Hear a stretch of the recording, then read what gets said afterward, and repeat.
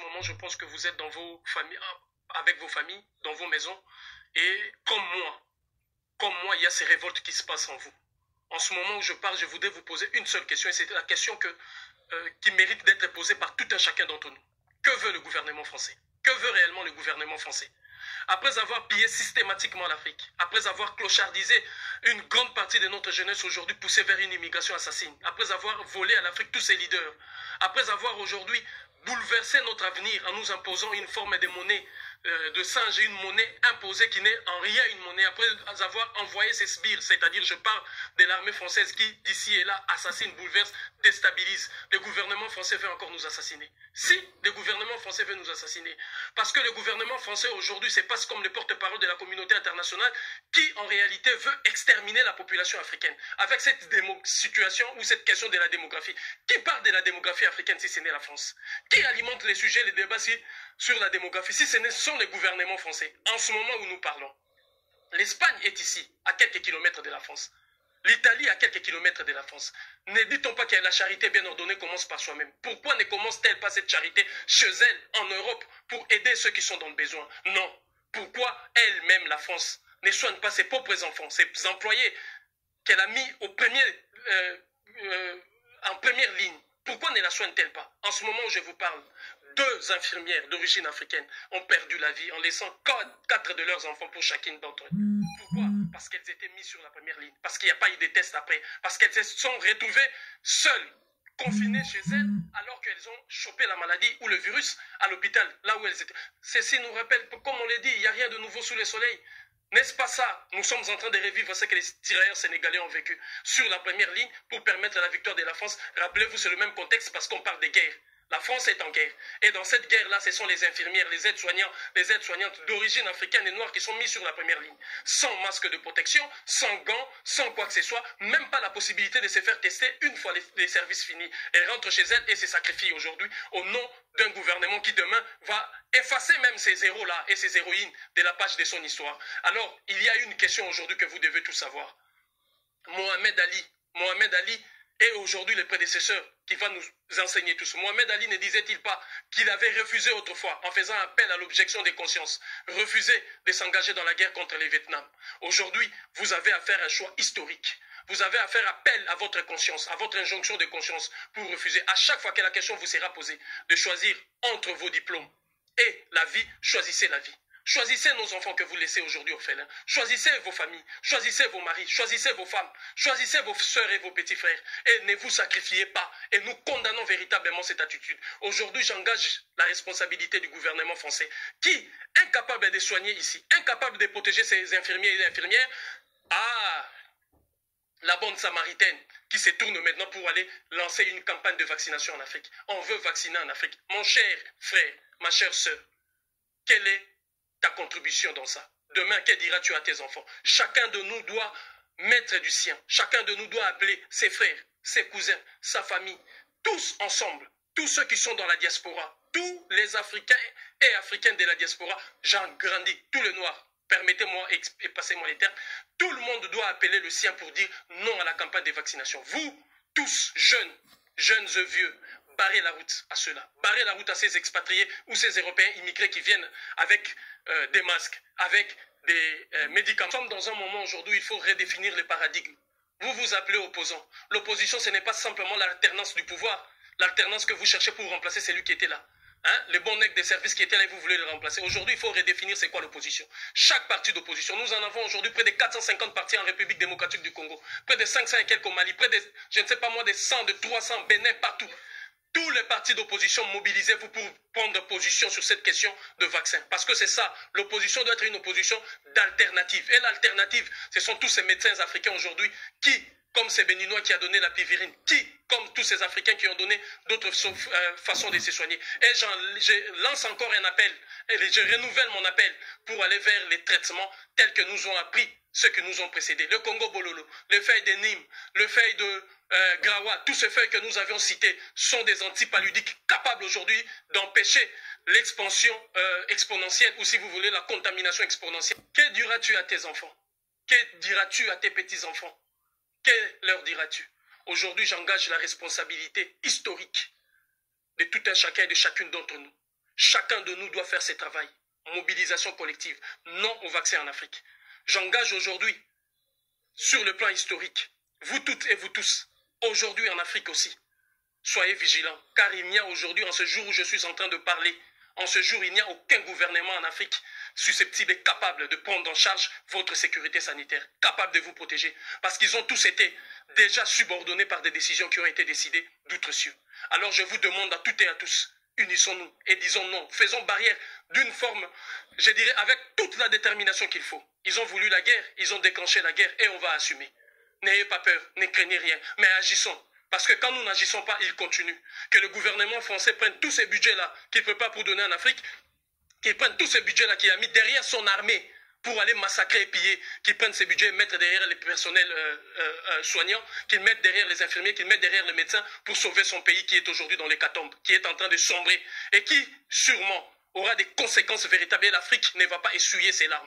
L'Afrique ne paiera pas le prix cette fois-ci de ces malheurs et de ceux qu'ils ont engagés même par leur irresponsabilité et leur méchanceté vis-à-vis de notre peuple. Parce que je ne vois pas en quoi la démographie africaine peut-elle aussi déranger les dirigeants de la France, les penseurs de la France et tous ceux qui veulent aujourd'hui sombrer l'Afrique, permettre à l'Afrique de sombrer dans un chaos indescriptible. Alors, mes chers compatriotes, pas de test de vaccin en Afrique, pas de test de vaccin en Afrique et partout une mobilisation générale. Quant à vous, mes chers frères et sœurs, infirmières et infirmiers, je vous ai dit, faites le choix entre votre vie et vos diplômes. S'il faut abandonner vos diplômes, abandonnez-leur. Restez chez vous. N'y allez pas au front pour servir une nation qui demain vous effacera dans l'histoire de l'humanité. Je vous remercie. Unité, dignité, courage. Merci Ndeko Tolandio Nabokebi. Message ezali capté. Message vraiment ezali très très important. Awa tozali kolobela ba politicien, soi-disant ba politicien congolais, tolobaka yango mettre fois ba politicien bazalaka na libanda ya mboka eno na kati ya mboka. Lelo oyo eza na batu ebele na libanda ya mboka to ba diaspora bazali toujours na tendance wana ya kobengaka babemba ba fayulu ba mozitu soki bakatumbi banane baza ba opposant. Bon, opinion eza ya mutu na mutu. Awa lelo oyo, je crois que ndeko oyo dabosa na kombo na ye mingi asali pe moi défi wana ezali contre soi-disant ba opposant nazolobela oyo ya mboka na ngai ya Congo bata ya Benin ya Burkina Faso banani pe balobela oyo ya bango mais message ezali capté pour le peau noir. Tozali kosenga na bino fayulo Mozitu Bemba Katumbi na ba misusu oyo toyebi bango te parce que ba quatre kombo wana yango nde elobamaka mingi na communauté mais précisément oyo ezali likolo mingi ezalaka ya fayulo yango omoni na ba émission na ngai belé na sitaka kombo ya fayulo ezali défi soki ya solo bozali ba opposant bobima na balabala ndenge bosalaka ba meeting bobenga peuple congolais ndenge bomesala kobenga bango bopesa bango message oyo ya vaccin ndenge bandeko baza koloba toyoki bandeko ebele bazali koloba juste kaka pona likambo moko. Alors bino boleka soki ya solo vraiment bozali ba opposant boyebisa peuple na bino ke non la vaccin oyo bamindele bakoya na yango précisément eza ba français oyo bango bazwi le devant bakoya ko vacciner bakobai na Afrique. Donc message nangai nazali koyebisa bino ezali défi. Donc bino il faut prouver biso ki ya solo biso tozali ba opposant. Tant tozali koyebisa bino ke boloba na Kabila ke na Kinshasa ke Kabila yo boma plus de 15 millions de personnes. Yo teka mboka oyo zalaka congolais te, yo zali rwandais, yo na Kagame Museveni boloba yango teti lelo oyo. Mais lokola bobanga ba kote wana topesi bino chance mosusu pona bino sikoyo boloba peuple andima bino totika nani makambo ya 2023 na ba élection totika nani makambo ya ba vérité des urnes totika nani news tu wana ndenge ndeko alobi topona entre diplôme na vie ya batu sikoyo ngape nazo poser bino question topona entre pouvoir na vie ya batu. Donc yo fayulu, yo Bemba, yo Mozitu, yo Katumbi, place bozali Soriano. bolo bake peuple congolais bozwa vaccin wana te ba français bazali koya koboma bino vaccin wana ezali ya mabe ezali ba poison bazolenga ko exterminer bino po bango baya ko envahir africain ba rwandais ba dominer ba nini afrique comme ya bango c'est fini ndambo ba africain ba otika ba kangi bango na otage esclavagisme ya libela parce que monde ezala peuplé juste na bango et puis bazali ko luka espace na ba robot ba créer ba remplacer ba robot ba soit espace na place ya batu donc quantité ya batu na loba yango na ba émission na génération oyo to na moment oyo population oyo ezali na monde tozali 6 billions bango bazali na besoin ya ko exterminer 5 billions. Donc Afrique nde bazo bandana yango parce que babiloko ya bien ezali kuna. Afrique bazo bandana yango parce que ezali pauvre. Afrique bazo bandana yango parce que ezalaka na ba leader te. Bande ko ezali premier test nazali koyebisa yo Fayulu.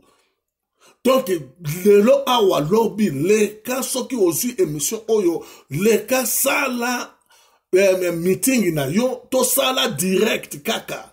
Soko kosala meeting te bo sala direct na ndako place ozali soki bisika no silo kosala sala direct soki ezali mingi ezala 5 minutes ndenga bande konyo so bazoleka bazosala lobake bozwa vaccin oyo te biso tokogangela yango na kombo na yo totala yo vraiment soki yo zali opposant problème ezali wana problème ezali o wana bino bozali ba opposant te mais bino bozali nde oyo kaka vraiment que ba torpillère bino boyende pona kuboma koyiba donc kozwa ono so bino bokozwa pona intérêt ya yo na mwasi na yo na bana na yo un point intérêt na famille no muke donc peuple congolais bozali ko utiliser bango tango bozana ba besoin na bino sikoyo comme sikoyo ke tango peuple congolais azali na besoin bozali ko pesa ba peuple congolais te.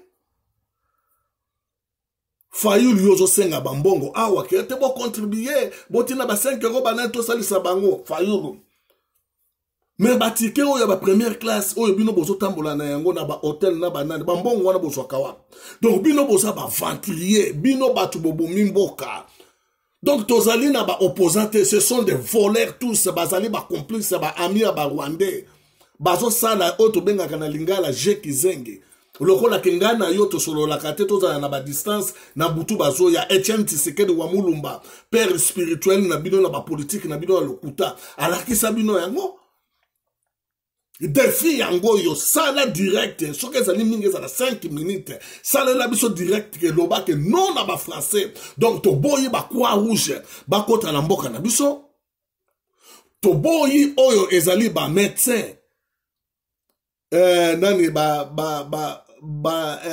médecin na bango bakota na mboka na biso to boyi ba ONG na ba assistance na bango to boyi yango tokolia fufu ya bandundu ya ba Congo ya Équateur masango na biso mwa muke ezali wana tokolia pour le moment to telemisi makambo tout donc muto akoki kokota na mboka wana te maintenant tozolo ba muto akota na mboka wana te ye moko Chilombo traître Judas Iscariote donc fils ya diable akangi ba frontière tout mais ba mindele ba oyo ba koti ba médecins sans frontières ba koti a koti si ba chercher a koti si ba ngona kati ba ya koboma peuple na ba mission ya sinyaki yango oyo Chilombo bobo yango telema Chilombo sala direct yo soi-disant président ya mboka sala direct sala message ndeko yaki ona liboso ke bosukola maboko bosomba savon confinement donc ina confiner bino bozala na ndako zonga lisusu yako loba ke bozwa vaccin te vaccin ne so eza mabe ba français ba triquer biso toza na besoin na bino boloba yango ba pere ba gouvernement moko oyo komona ke donc ba pere batu oyo ya mabele seul leader azalaki ozali koloba vis-à-vis na ba mindele c'est Mobutu Sese Seko un bon politicien un bon leader bino tu wana bosana boza ba très yango sikoyo to pesi bino défi soki bokozala capable de kobenga peuple sala direct 5 minutes biso to koyebisa peuple wana toko gangela yango toko pesa peuple défi to pesi bino yango wana muzitu place ozali nani Fayoul place aux Ali, Bemba place aux Ali, Katumbi place aux Ali. Donc topesi bino défi, so que ezali mingi, ezala 3 jours, boleka rapidement, bosala direct. So que ezali mingi, ezala 5 minutes seulement. Boyebisa peuple ke bozwa vaccin oyo ke yate, vaccin ezali poison ba ye pona ko exterminer bino. Message na ngai pona bino na mukola lelo ezali wana. Merci mingi.